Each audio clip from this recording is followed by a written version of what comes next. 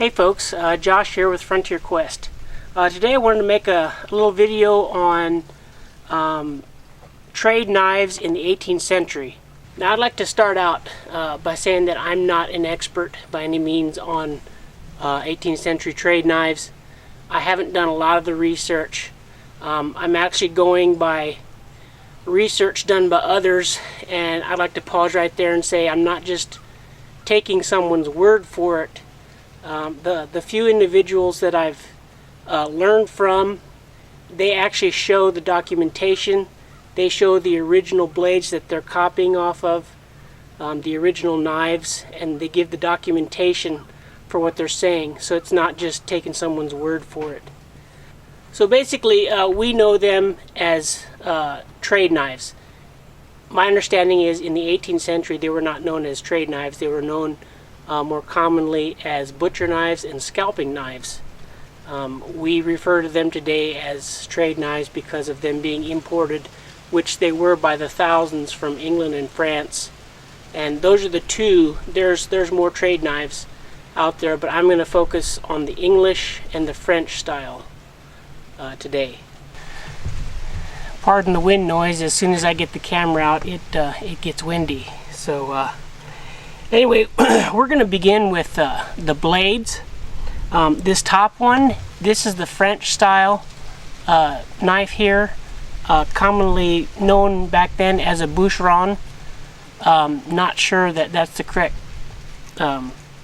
way to say that, but I don't know French. It basically means butcher knife. That's basically what it was. This is the French style. From what I've seen, it seems like it's a lot of times referred to as a scalper. So what I'm going to give you today is just this is the most common two knives of these two styles. There was of course exceptions to what I'm going to give you here, but these were by far the most common according to the data that we have right now. In both of these there was about generally 3 different lengths known back then by large, medium, and small. Large being around 7 inches, which both of these are. Medium would be around 6 inches, small would be around 5 inches. And that's the blade length from the tip to the heel. That's what it's referring to. But on the French knife here, the thing that you can distinguish from the French to the English is that the blade on the French would generally, from about the midpoint or so, the blade curves downward towards the tip, whereas the English would be somewhat the opposite. It would actually have a little bit of a swoop up towards the tip. Now the English blades, as far as the width, the English blades were very thin, around a 1/16 of an inch, whereas the French were closer to an 1/8 of an inch thick. Also on the English version, the heel, which is right here, was fairly straight, maybe slightly angled, whereas the French style was usually fairly well rounded on the heel here. Now on the Tang, the Tang is from here, and normally these were half tangs. As you can see here, that means the Tang did not go the full length of the blade. It just went about halfway, roughly 2 inches or slightly less a lot of times.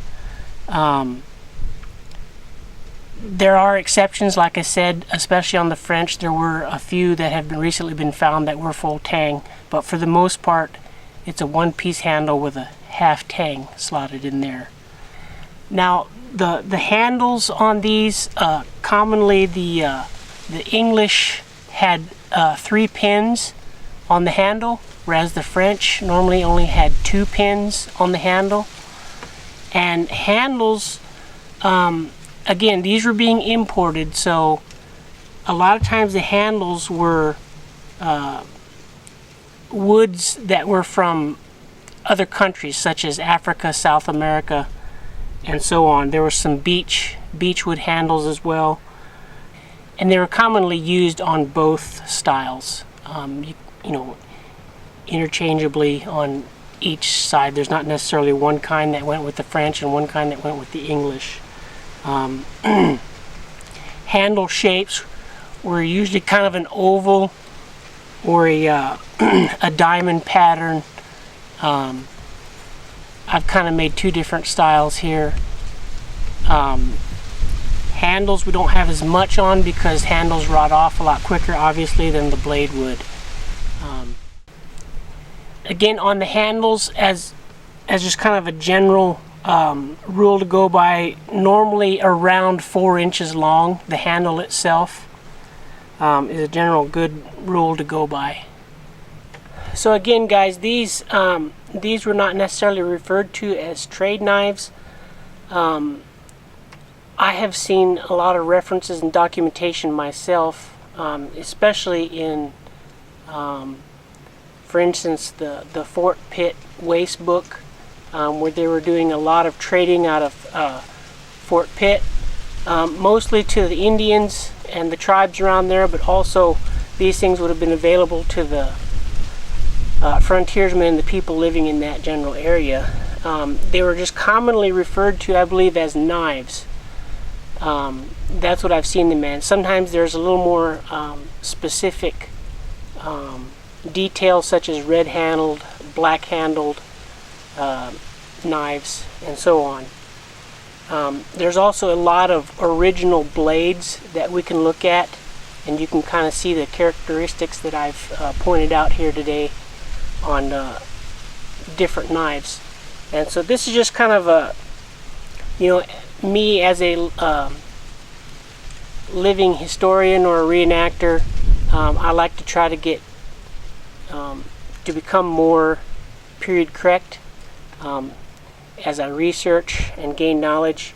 And these knives were made by me. And I do things on the cheap because I don't have a lot of money to put into the hobby. And I enjoy making things, as I've mentioned before.